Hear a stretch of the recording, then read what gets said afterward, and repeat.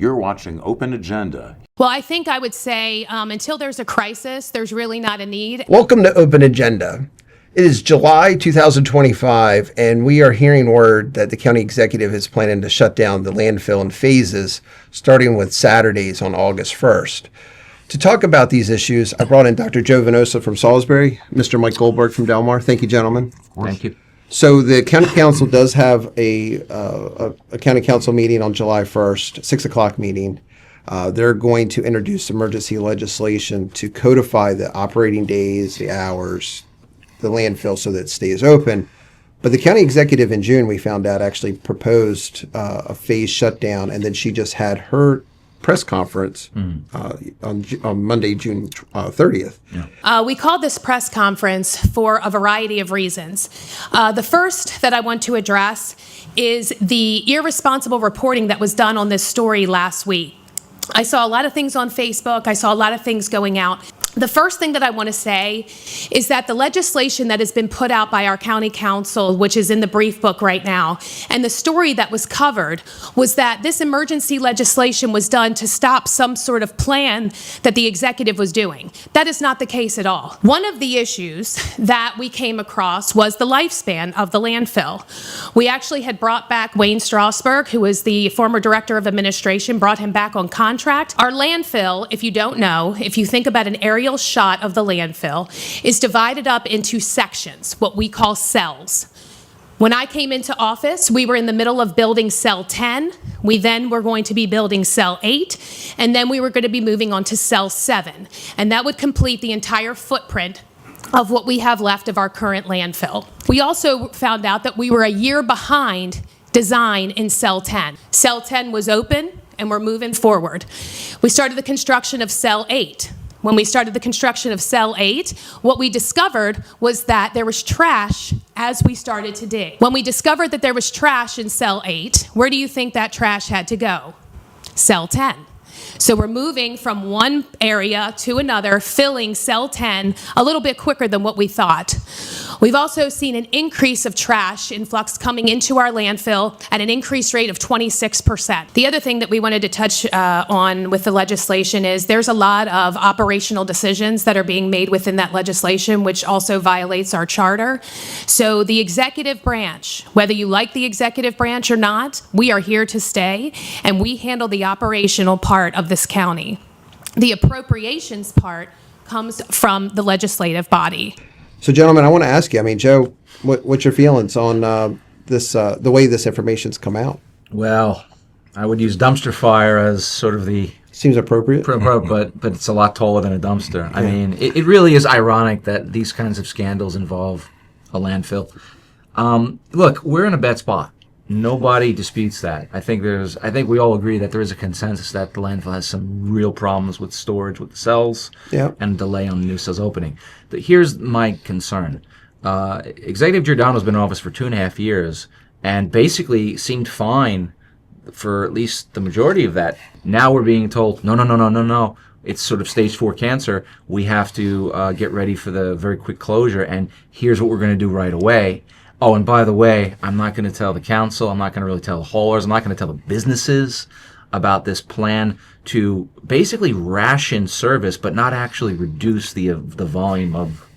Well, just a little background for maybe someone who wasn't following this before. The last 2 years, the county executive has proposed large increases to tipping fees from $65 up to $78 to even $100. Budget is crafted at $100. The amendments being proposed will bring it down to the 88 number.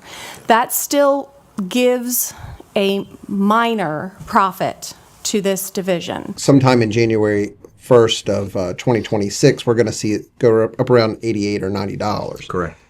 However, at no point in time were we talking about closing the landfill. Right. And Mike, you attended her press conference yesterday on Monday, June 30th. You were there. You were able to ask some good questions. The presentation actually had a lot of information. We've been making outreach to our hauler community since last year with several public workshops, also engaging the council as it pertains to our tipping fee, which I've stated publicly before had remained too low for too long. Our airspace, you always want to be doing an airspace calculation based on a flyover survey. Prior to the flyover survey that I had requested in March of 2025, we looked at the previous data that was provided to us that said we could anywhere from 3.5 to 7 years. So with the most recent flyover data that we did and our trend analysis with that increase of significant tonnage up to 26% and 165,000 tons coming into our landfill in 2024, we knew we had a problem. What we tried to do from there is look at engaging the hauler community and the council, and we appreciate a lot of the council's comments about the idea of diverting waste away from our landfill and the concept of not allowing any material that's outside of Wycombe County to come to us. However, the legislation that was brought to bear and will be heard tomorrow night is flawed, I will say. The main thing is that the council introduces legislation that will codify the allowance of trash from outside of Wycomico County. That is in direct conflict and a violation of our state refuse disposal permit. Our state refuse disposal permit, all pertinent supplemental documentation, and including our 10-year solid waste management plan that was recently adopted by County Council resolution and approved by the state of Maryland in the spring of this year, late winter, spring of this year, says that our landfill only takes intra-jurisdictional waste. That means that our landfill serves the population of Wycomico County and no other. Very, very diligently right now to ensure that we get cell number 7 open, hopefully by no later than May of 2026, so that we do not have to go into a crisis situation where we are shutting down our landfill. Once we get cell 7 open, as soon as cell 7 opens, we start groundbreaking across the road for our horizontal expansion, which we've already been in the process for years, this county has, of the hydrogeologic evaluation on that side of the road in preparation and preliminary design to make sure we never run into this problem again. We have to stop taking trash from other counties. We need legislation that codifies a full prohibition with enforcement tactics, and that's something we were already working on before this legislation was introduced. When we don't communicate and collaborate, this is what happens. You get reactive legislation that has to be amended because it's in violation of our state law now, our state permit. I'm hoping that the council will withdraw the legislation being introduced tomorrow night. That way we have a full scope of what is going on. We would love to share the information that we have, that we've gathered from Maryland State Department of Environment, working hand in hand with our county attorney, making sure that we are following every state guideline that we are supposed to. She had planned to present this to you, that we could have a work session in the middle of July. You've been in office for about 2.5 years at this point, and to the best of my knowledge, this is the first time that we've heard of any kind of a landfill plan that's been released to the public. And actually the plan, the comprehensive plan, was put in front of them in January. That the county developed a solid waste plan, submitted it to this council, and submitted it, I assume, to the state. And it says the Newland Park landfill is adequate to meet the proposal. In January. And in January. And then we got the He's air talking in about- March. He's talking about a plan that came out in October of 2023. And again in October of 2024. So 3 months or a year and 3 months before they submitted this plan, he's now saying they knew that the Newland Park landfill was not adequate, but they told the council and they told the state it was. We are not finding out that there's an actual crisis, as the county executive described it, until now. I mean, she has not presented any prior plans to address the diminishing space remaining in the landfill until now. Other than the tipping fee increase. Well, but the tipping fee increase doesn't necessarily not have related a to direct impact to It was the somewhat of a volume. deterrent. It's somewhat of a deterrent, but ultimately with in-county trash, at least, you're going to get the same volume. With respect to her proposal to disallow, to prohibit trash originating from outside the county, frankly, I agree with that. I think that is appropriate. I think it is prudent. And this goes to the crux of the crisis, which, and again, I'm using that word intentionally because the executive finally uttered it at her press conference, but in a very, I thought, troubling way. I mean, what was the exact term? She didn't want to play, or she did not want to notify anybody until there was a crisis. Right. So And- don't inform the public about the crisis until there's a crisis. Well, I mean, on June 3rd, there was a budget meeting regarding the landfill tipping fees. At no point was this brought up. Right. Now, at the press conference yesterday, Mike asked this really good question, I think, and he's done some follow-up work. We whether or not the permit would allow out-of-county trash. And the response was that the permit says no, right? Adam Corey and Ms. Giordano stated that the permit does not allow out-of-county trash, but there seems to be some question about that. It seems that may, in fact, not be accurate. I want to bring John Cannon in after this segment, and I want to ask him those questions. I mean, he's obviously going to take this legislation up tonight as the president of the county council. But these are questions we should be asking of all of our elected officials. The fact that the county executive just a month ago didn't bring this up, then only to have it on the last day of the month to be brought up as a reason to start this phase closure. Well, let's bring John Cannon in. Mike, will you stick around? Sure. We'll bring John in and we'll ask him some of these questions. And then I'd like to circle back with the three of us and just see, because we had some questions coming out of the press conferences. If we can't get them answered with John Cannon, we'll leave them out there as questions to still be followed up on. Okay? Great. Outstanding. Thanks. So stay with us. When we come back, we're going to bring in President of the County Council, John Cannon, and we're going to find out his take on the landfill closure proposed by the county executive. So stay with us. We'll be right back. Welcome back to Open Agenda. I'm your host, Joe White. To get more insight into the potential issues at the landfill, I wanted to bring in President of the County Council, Mr. John Cannon. Thank you. Pleasure to be here. Thank Mike, you. thanks for sticking around. Of course. So, obviously, you're going to consider emergency legislation this week to codify parts of the landfill, and I just really wanted to ask you, why did you? What's your response to the fact that the plan that the county executive had the phased closing without having met with the county council in work session about that specific item? Right. What part did that play into your emergency legislation? Well, we'd had not long ago, prior to this announcement being made, we'd had a meeting with Public Works, and that discussion was primarily focused on the increasing the rates at the landfill. So the conversation sort of went back and forth as to whether that was the purpose was for funding for the landfill or whether it was to create sort of a deterrent. So we really weren't sure how that was proceeding, but the council at that time chose not to implement an increase in July. As of July 1st of this year, we decided to wait until January 26th. That we thought that would be more advantageous for the haulers as well, instead of hitting them all at once with several fees, because we've had about 3 increases in the last 4 years. Yes. So anyway, that was where most of this started, and then it came to our attention about, I guess, maybe a week afterwards, that there was a meeting that the executive branch held with the commercial haulers. Okay. And at that meeting, what was a real surprise to me, I found out about it through a text message with a screenshot. Okay. And I'm on the county council, right? I should be aware of some of these things. So point being is what really surprises that there was a recommendation to close the landfills, just close the landfills on Saturdays on August the 1st. Which is in less than 60 days. Yeah, which is like immediate. Yeah. And after that, on October 1st, it was going to be to close it on Saturdays and Mondays. And then it was going to be February 1st, they were going to pick another day. Yeah. And then July of 26th, it was going to be considered the possibility of closing it altogether. So it would be closed for ultimately 3 days during the week and then completely closed by July 1st of next year. Yeah, but I would say by July 1st of next year, you may have already put all these people out of business. I have no idea.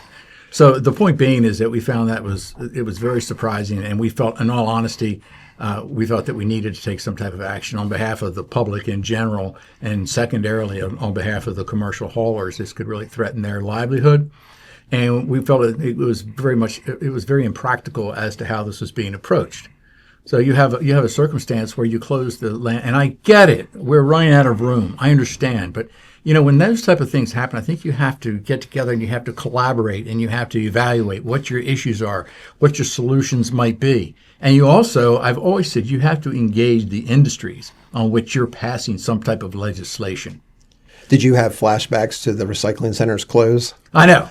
I mean, it was And that is the issue, really. I think that where we actually find ourselves getting into such conflict in Wycomico County, which is so terribly unfortunate, is such as that, Joe, where unilateral decisions are being made, and we're seeing forget the fact of whether or not the council was informed on that. I'm more concerned about whether the public was informed on that and being given fair input as to whether or not they wanted to move forward as such, right? Yeah, because there's a hurt there, whether it's an industry like the trash haulers or just individuals in the community trying to get the recycling to the most convenient center next to their house. Sure. So do you feel like this emergency legislation, obviously you all as the council has to still go through and discuss it in open session and vote on it, but as it's being introduced, does it have the opportunity to at least get that input that you're looking for from the industry and the citizens to plan or at least protect them in the short term? Well, several council members have had a lot of discussions with the industry as a whole to try to evaluate what they feel may or may not be in their best interest.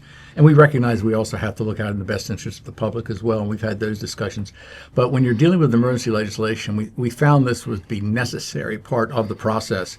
Whereas normally we would maybe have another work session such as we just had a couple of weeks ago with Public Works and, try to feel them out for what the heck was going on. But due to the fact that August 1st is the first date, and we're really concerned about that to a great extent, we thought it was necessary to initiate emergency legislation right away, which means the emergency legislation has to come first, which is what we're going to do on Tuesday. Yeah. But the county executive in her press conference on Monday, Right. June 30th, stated that she was planning on having a work session with you in the middle of July. Let's just say that was going to happen. Is that enough time to have a work session with the county executive when she has already put out there that the phase closure is going to start on August 1st? Well, it's a good point, and there are a lot of mixed messages coming out right now as far as whether the executive and the council are all on board with one thing or another thing, and then we'll hear that statement being made, and then we'll hear statements that are contradictory to that, probably within 24 hours. So as far as that's concerned, Joe, the intent may have been that the executive says, well, their intent was to meet in July, but when you put out a mandate, as was done probably I guess it's been about 3-4 weeks now, the council has to react. Yeah, unfortunately. Because the train's already left the station. Yeah.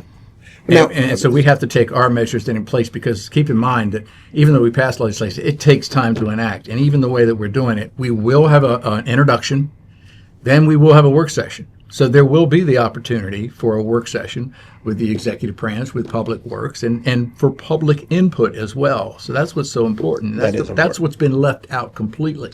Yeah. And also input from the contractors. Following that, we'll have another meeting where we'll vote on it. Okay. And then, of course, you have to go through the time period for a veto. So we're figuring, worst case scenario, we'll be able to land on this bill as being in effect on September 2nd. Okay, so there may be a period of time where the landfill's closed on Saturdays. Exactly, and that's why there's sort of the sense of urgency, because we feel that, we want to try to come back to some common sense ground where the public and the haulers themselves all have really gotten a fair shake out of this. Well, speaking of contradictory information that's out there, Mike Goldberg and some others have done some research. Yesterday, the acting superintendent of the landfill, Adam Corey, said that the Maryland MDE permit does not allow trash from outside the county to come to the landfill. Mm-hmm.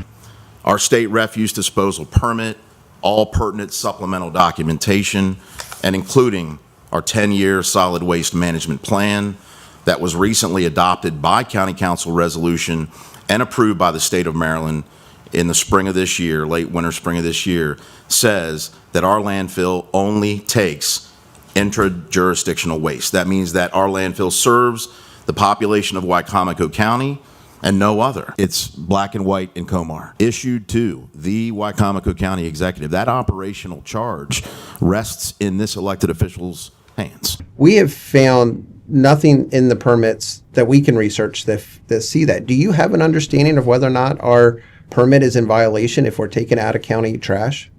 No, Joe, I mean, it's a good point, but we've already reviewed that. We had Mr. Benson look at that. Yesterday, the county executive and her staff held a meeting with the press to discuss the landfill issues. During that meeting, it was represented that the Wycomico County has a refuse disposal permit with the Maryland Department of the Environment, and that refuge permit related or had language in it that restricted Wycomico County's ability to take out of county solid waste. Have reviewed that permit. There is not any express language in the permit that restricts Wycomico County from accepting out of county refuge or solid waste. In addition to that, I spoke to the chief of the Solid Waste Operations, Lands and Material Administration of the Maryland Department of Environment and expressly asked him whether there was any language in the refuge permit that restricted Wycomico County from accepting out-of-county solid waste. And he assured me that there was nothing in the permit that had to do with solid waste, out-of-county solid waste. In addition, there was a representation that Wycomico County has a 10-year comprehensive solid waste management plan, and that there was some language in that plan that restricted out-of-county solid waste. That solid waste plan was presented to the council in January of 2025. If you review that plan, which is on the website, county solid waste plan states the Newland Park landfill is adequate to meet the projected demands for the foreseeable future. However, the county should begin to explore the possibility of expanding into adjacent areas at the Newland Park site or identify possible locations for a new facility. The relevance of that is that in January of this year, the executive and the landfill informed the county and the state that the Newland Park landfill was adequate and there was no need to make modifications except to consider expanding it. And from his interpretation of the statute, it simply allows Wycomico County the right to refuse. But it doesn't set down any parameters or any mandates that no out of county services can. He said that 3 different times. I mean, he didn't double down; he tripled down on that statement. Yeah. So I mean, is that just it's an option, but it's definitely not, because they were almost seeming like the county executive's names on this permit. Mm-hmm. And if we violate this, that somehow she is directly in trouble with the MDE. Is that? I have no idea how they're trying to present this. We're just taking the advice from our legal counsel that says, as is written with a legislative bill, we can move forward as we're doing right now. Okay. And I don't believe that the permit says Julie Giordano, county executive. I believe it only says the county executive. Yeah. So, she's tried to make it very personal, but it's not. It refers to simply the executive branch of the county government.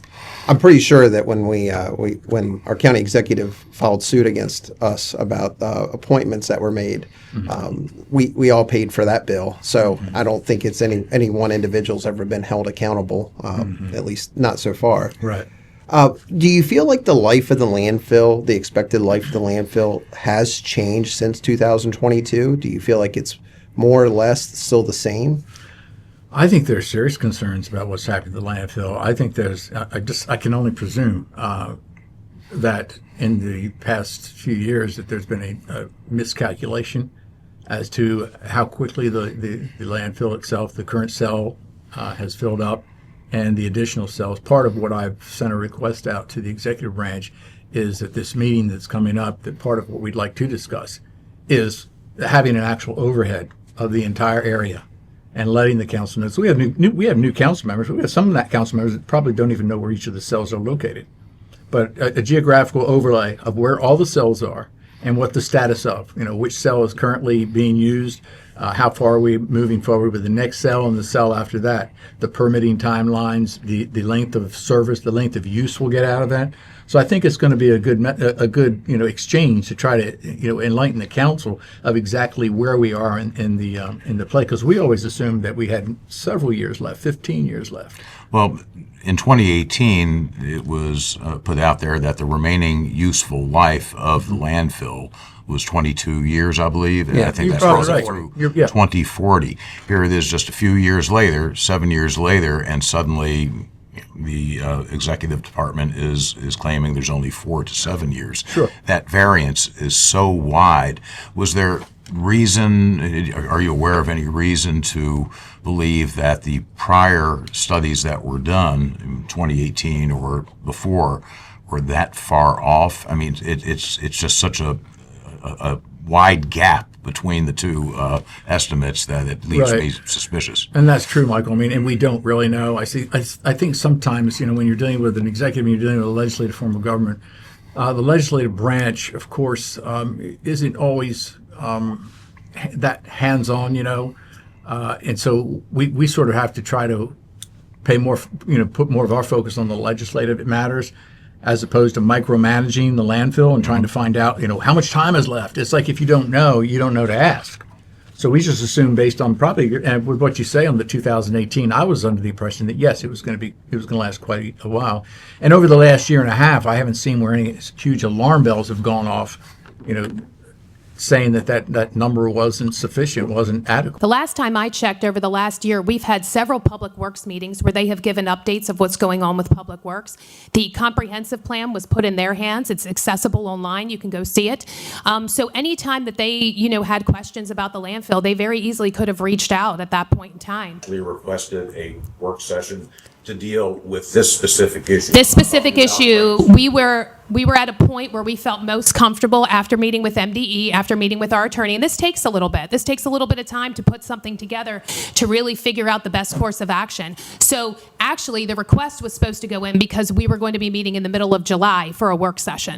Someone came out of nowhere is what I'm trying to say here. Well, one of the pieces of information we got from the county executive's press conference on June 30th from Adam Corey was that when they were preparing Cell 8, they were finding some trash that maybe was there that wasn't supposed to be there, and they were having to remove that and put that into Cell 10, which is the one they're using now, which was filling it up faster. But that was the very first time I've ever heard that, and I attend or watch almost every county council meeting. First time I've heard of it. And if it's the first you've heard of it, then how would you know to anticipate that? This is obviously something that they've seen before and kept it to themselves. Well, and I really, I can't say, Joe, I really can't say. I mean, we're looking at the same sort of circumstances with the dredging, where it's now going to cost us $7.2 million to remove the spoils from Sharps Point that we just put down there maybe 7 years ago. $7.2 million to remove those spoils so that we can put more in. So it's an awful huge price tag, for playing in the sand trap, so to say. And I'm just curious as to how that process even came about, whereas mitigation of other properties hadn't been considered quite some time ago. When I attended the meetings back in April, and they needed the initial 2.3 million just to remove the first 100,000 cubic yards from Sharps Point. They literally needed an answer the next day. Right. That is akin to emergency legislation. And then when you hear just from her press conference on the 30th saying that it was irresponsible the way you all are acting, where things have to be done so quickly, then I agree with you. We spent another 7.2 million in this fiscal year, the one we just started today, actually, to remove the other 300,000 cubic yards. It just seems so information's being held on to. And actually, a quote she said in her press conference yesterday is, "We didn't need to bring it to the public until it was a crisis." Well, I think I would say until there's a crisis, there's really not a need. How, from a conservative standpoint, how do we possibly plan and keep for from busting our revenue cap and raising taxes on people if we're going to wait till crisis mode. Well, that's the purpose of government, to avoid crisis. But and there's nothing worse, whether it's government or private sector, than crisis management. Your planning should be so that you avoid a crisis. Right. I just find it very vexing, that the council isn't being informed of a crisis by her own description, a crisis, until she calls it a crisis, and then it puts the councils back up against the wall, right. Putting y'all in a position where you have to take quick action. I think the problem here is, and I've talked about this before, is when you have very last minute issues, and just a couple of them just to bring up is the funding of Fruitland Primary, the negotiations with the Fraternal Order of Police, the COLA, some of the information that was held back from the actuarial data, the liquor bills just 6 months ago. To me, that was kind of a certifiable debacle in many ways. Some of that had to be rescinded later. The kennel legislation just didn't go very well. It's not good when you have to do things last minute, but I don't think you're having a choice. And the reason is this bait and switch stuff. Okay, so the county executive just 5 weeks ago admitted on another show that she did a bait and switch over the revenue cap. Now, this revenue cap was put in by people who signed a petition to put it on a referendum, passed it. It is really not a political football. Anybody who thinks they're a conservative and wants to get rid of the revenue cap, I question you. I do openly. But when you look at things like Sharps Point, Fruitland Primary, these are items that came to you all last minute and needed to be approved the next day. The first funding for Sharps Point, you needed an answer that day for the next day for $2.3 million. But then we came back and needed another $7.5 million. And we couldn't even wait to November for the bond market. Again, a bait and switch. Things were moved out of capitalization into PAYGO just because. This is really terrible planning. This landfill, we do need a bigger picture drawn, but you need to protect the citizens of Wicomico County now, and you need to get this done. It appears what frustrates me more than anything is the fact that the council, in all honesty, we're doing our due diligence. And I said that before. I said that when there was a discussion on the capital improvement program in Barron Creek, where they wanted to put $1.75 million into the 2027 CIP. I'm like, well, what is that? It's a placeholder. But where's the description as to what exactly are the county taxpayers' funds supposed to be? How are they supposed to be represented in that $1.75 million?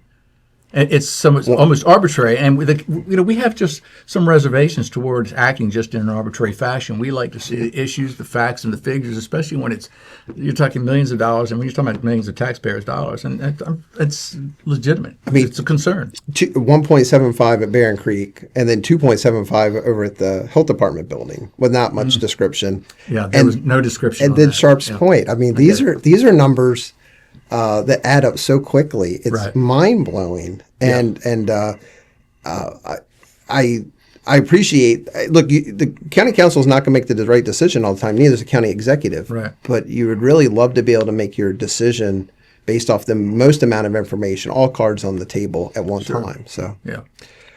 John, in the proposed legislation, emergency legislation from the council, it provides for a 20% surcharge for trash that's brought in from out of county. Correct. Do you feel that this is a sufficient disincentive for the commercial trash haulers to bring in out of county trash?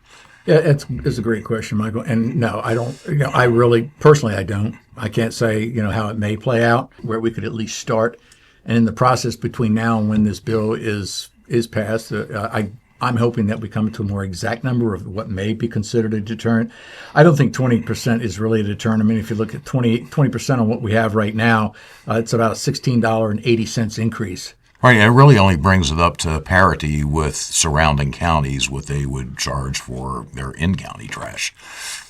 I would disagree. I think the other counties, Worcester County was at 80, Somerset County was at 75. So I think just when we go to our next increase to 88 or 90, whichever they pick for January 1, we're going to be above Sussex, Somerset, and Worcester County. But to answer your question, we're not really sure of whether that does create a deterrent or not. I don't really think cost increases really does create a deterrent. I think they just pass those costs on to their clientele. This is more about logistics, likely, right? Just For them, it's all about logistics. Yeah, you're having a trash truck and you're wanting to make as many stops in a straight line as possible and end full at a dumping place. Right. But One question I would ask is if we go down to Snow Hill to Worcester County's landfill, will we find some Wycomico County trash there? And do we expect a trash company to leave Salisbury, ride down St. Luke's Road, hit a property line, turn around and come back, maybe hit some of Fruitland, come back to the landfill, and then drive all the way to Ocean City and maybe pick up some stuff and end up in Snow Hill just to have to drive all the way back to Salisbury for the end of the night? yeah, it doesn't work. They get 3 miles to the gallon. Yeah. So it doesn't really work. But I think the reason for that, Michael, for that 20%, as you're asking about, was pretty much in the last conversation that we had when they wanted to increase the rates immediately in July and then again in January. We sort of had the impression that possibly it was being treated as a deterrent. So this is sort of like a kind of like an olive branch and saying, okay, we'll try to maintain some type of measure of increases for out of county services if you think that's what should be done. So whether or not that plays out as a reality, we'll have to see over the next month.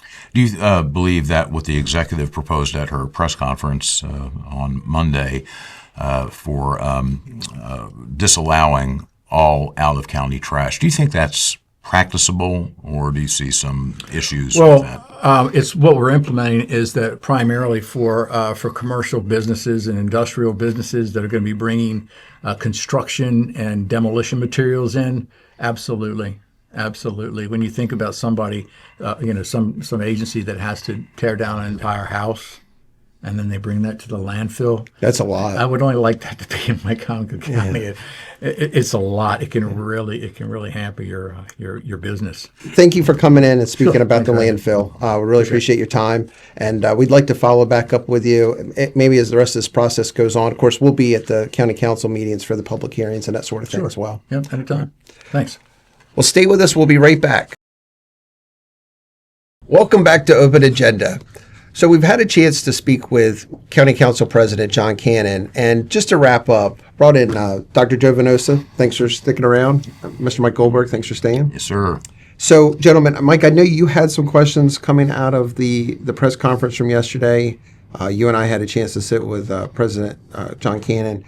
What do you think still needs to be answered, whether folks want to go to the county council meeting or reach out to the county executive directly? Well, I think one of the biggest question is, if not the biggest question, is why was the situation at the landfill being withheld from the county council? The current council, they are not being made privy to the details of the problem.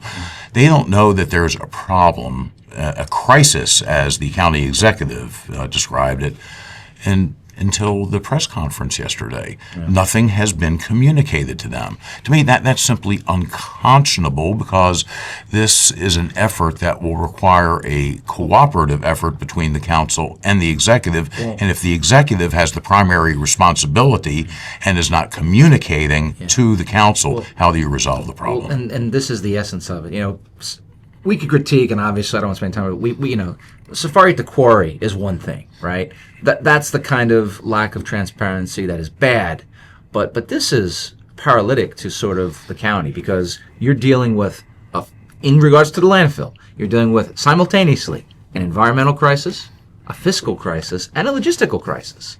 And for the county executive to be on the job for 2.5 years and to have never really brought it up until recently, and then to sandbag the public, forget the council, the public, about this triple threat. With a 6-week notice. With a 6 weeks notice that, as we now talked about with President Cannon, it really can't be addressed in the short term with that emergency legislation until September. Well, I think it's easy to see why someone who lives in the Shadow Hills neighborhood would be upset about Safari at the Quarry. Totally. Yeah. But let's take them out of the equation for just a minute. Yeah. Why was it that someone like you and I, who don't live near Shadow Hills, why were we concerned? Well, it's because if you take the example of how that was handled and you put it on something much more important like the landfill, these are the results you get. This is the thing. It's the pattern, right? Yes. And again, no disrespect to the people at Shadow Hills or anywhere else, but we are dealing with probably the biggest crisis in recent county Well, history. and don't forget, the county executive just recently was bragging about how she did a bait and switch over busting the revenue cap to Yeah.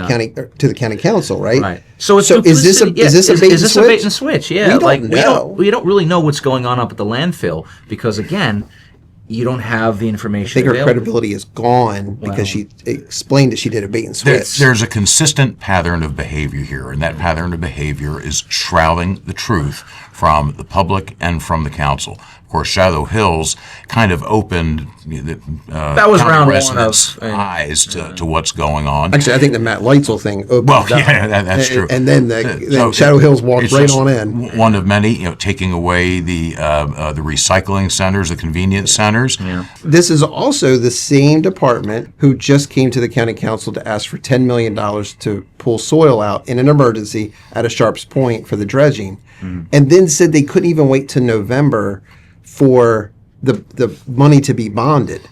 So, I mean, bait and switch, one crisis after the other, admitting that we don't go public until there's a crisis. This is no way to manage a government. It seems like the lies Especially are in a- piling up higher than the trash at the landfill at this point. Well, And add to it, submitting budgets late, where it puts the council in a position where they have to make snap decisions in order to be in compliance with the terms and conditions of the county charter. There is, again, a consistent pattern of behavior, and that pattern of behavior is grossly irresponsible. But this one really has the potential. I mean, this could be a big deal. This could be the big one. if well, it's not again, pattern of behavior. And look, and let's not let the county council completely off the hook here. Yeah. They have shown, if we go back to the kennel legislation over the winter, Yeah. they're not great at doing things when they have to do them last minute. Sure. We bought the health department building in a rush, Yeah. and then we're kind of in a rush to renovate it at like half the cost of the whole building itself. Yeah. That's not the position to put them in to get the best out of them. True. And then on top of that, this is about our 7th crisis in 6 months. Yeah. And I'm not talking Shadow Hills here. I'm Yeah, not talking about that kind of stuff. I'm just talking about Sharps Point. Which raises the other question: is God forbid, what's next? We don't know. And But it's coming. We joked. I mean, today is the first day of the fiscal year 26. That is Yay. true. And we have a little joke inside bet on which department's going to come to the county council first within the first 60 days and go, we had no idea this was going to happen and we Who could need have lots of foreseen? money. Yeah. Well, what's the old expression? Never let a crisis go to waste. Yeah. Well, when you've got multiple crises, that's So what do you think, Dr. Venosa? What, from a political science standpoint? which I'm not. But go ahead. Yeah. Well, History, but it took you're it. the closest one. all right. Yeah.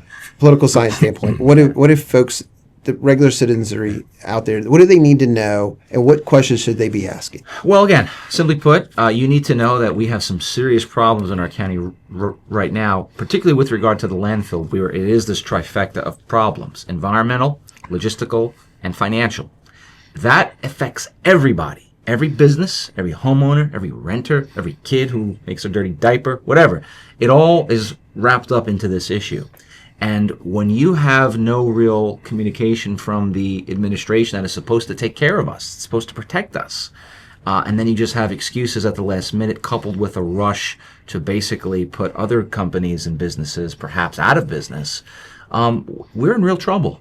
And so regular citizens need to understand something, that while we don't think of local government as the most interesting or sexy thing, it really does matter where our trash goes or doesn't go. Yeah. And it's literally piling up now in ways that I think a lot of people just were not told about, unfortunately. I just don't feel that the county executive is focused on the big issues that really matter to the citizens of Wycomico County. She was more interested in the first 2.5 years of her term in fulfilling campaign promises to her allies, her friends, and her donors.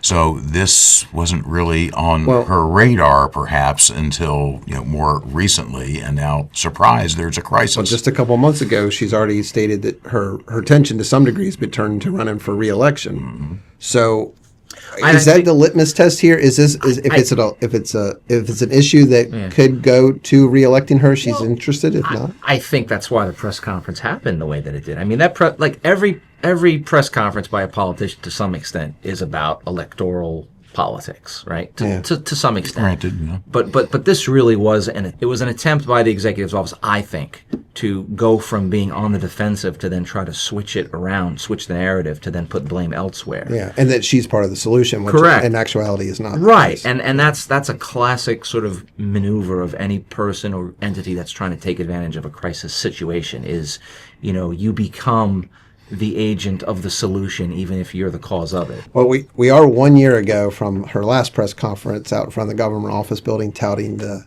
dissolution of the monopoly for liquor bills. Right. And the key quote there was, "We open the door, we might as well walk through it." Yeah. I think we've definitely opened a new door. And to the point I was making earlier, who were the beneficiaries of that?